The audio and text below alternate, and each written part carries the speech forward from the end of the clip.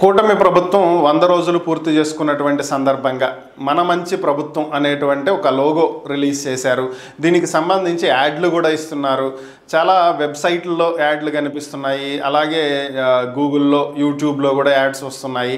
So ఓవరాల్గా దినపత్రికలకు కూడా యాడ్లు ఇచ్చారు. సో ఇది కొత్త ఏం కాదు. గతంలో వైఎస్ఆర్ కాంగ్రెస్ పార్టీ కూడా దినపత్రికలకు యాడ్లు ఇచ్చింది. అంతకుముందు టీడీపీ కూడా యాడ్లు ఇచ్చింది.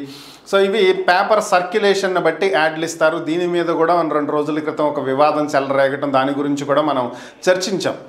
సో అలాగే ఈ పత్రికలకు ఇచ్చినటువంటి ఈ యాడ్లలో, ఈ ప్రకటనలో ఫుల్ పేజ్ యాడ్స్ ఇచ్చారు కదా, ఇక్కడ వరకు బాగానే ఉంది. కింద ఒక కంటెంట్ రాశారు. ఈ కంటెంట్ ఏంటి?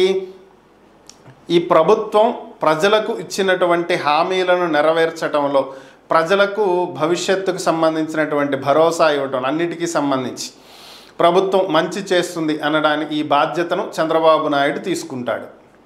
సో ఇదే విచిత్రం అర్థం కాల. ఎందుకని అంటే ఎన్నికలకు ముందు, ఎన్నికల ప్రచారంలో ఉన్నప్పుడు ఈ మేనిఫెస్టో ఏదైతే రిలీజ్ చేశారో, ఈ మేనిఫెస్టోకి మాకు సంబంధం లేదని బీజేపీ అప్పుడే చేతులు ఎత్తేసింది అనుకోండి. ఆ విషయం పక్కన పెట్టేస్తే పవన్ కళ్యాణ్, చంద్రబాబు ఇద్దరూ కూడా ఈ ఎన్నికల హామీలను ఏదైతే మేము ఇస్తున్నాం, మేనిఫెస్టో ఏదైతే ఉందో ఇవన్నీ అమలు పరిచేటువంటి బాధ్యత మేమిద్దరం తీసుకుంటామన్నారు.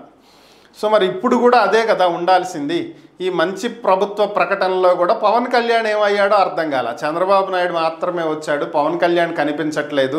మరి ఈ మంచి ప్రభుత్వం పవన్ కళ్యాణ్ని పక్కన పెట్టిందా, లేదంటే ప్రకటనలు ఇచ్చేది చంద్రబాబు నాయుడు ఏమి ప్రూఫ్ కాపీ చూసి ఓకే ఇలాగే వేస్తున్నారా బాగుందని చెప్పడు కదా.